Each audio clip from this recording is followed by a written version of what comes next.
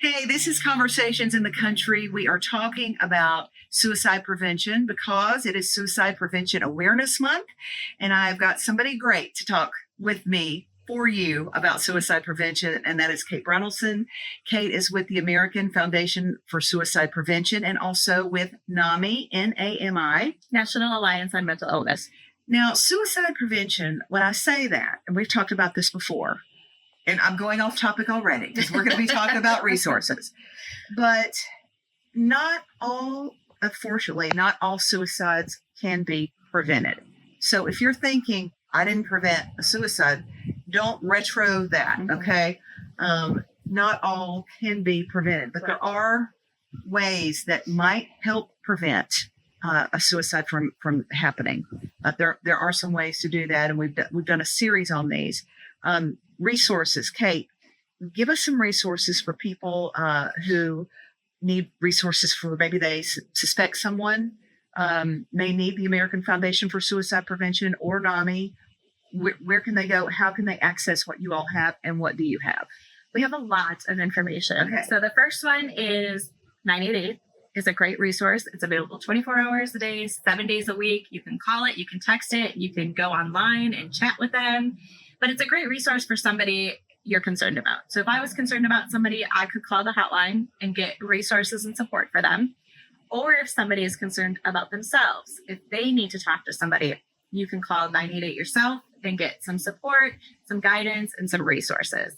So 988 is a great tool to have. It's available all the time. And I highly recommend that you call it. You don't have to wait to be in a crisis. In fact, you should call it before a crisis happens. So I've done it. Yes, they're great. They're great. They're very helpful.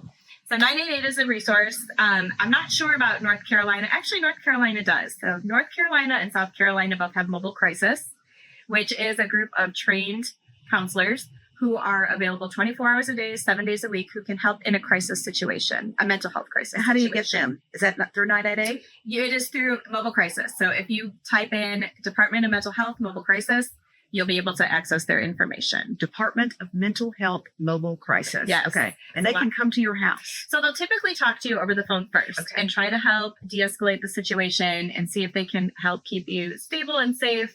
But if they do need to come out, they will dispatch a team to come out to your home and talk to you in person. Okay. They're wonderful. And the American Foundation for Suicide Prevention is also having walks. Yes, it's walk season. It is walk season. And by the time you see this, the York County walk may be over, but there are always ways that you can get involved. Yes. So you can go to AFSP.org and find your nearest chapter. We have community walks. We have campus walks. We have different events throughout the year, presentations, education that you can get involved in. And let me tell you, Kate does an amazing presentation to teenagers, a school, a youth group, maybe even a basketball team. You'd probably do that. Yep. Kate has a great program, and she talks directly to teenagers. Her presentation is entertaining. They get engaged. I observed one of these. These kids are engaged with what she's saying. It might open a dialogue. And let me just discuss this, and we're going long. But we didn't talk about this before. But if a teenager sees that their friend is in mental health crisis, let me tell you, it is super important that that teenager contacts somebody, because this is real. Don't think they're kidding. This can happen. So who should it's not the child's responsibility to intervene. Okay. Never a kid's responsibility to intervene. But what should that child do?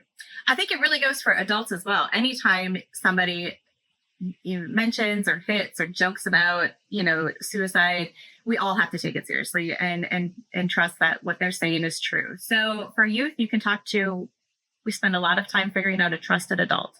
So it might not be the parent, but a coach, a friend, a relative, a friend's parent or relative, whoever that youth feels safe and comfortable having a conversation with is who they should talk to. They can also call 988 themselves, and they can get help for their friend and guidance on what to do in the situation. That's excellent. So you can call 988 if you want help for a friend. You could probably do it anonymously. Yeah, I would imagine. You can. So AFSP.org.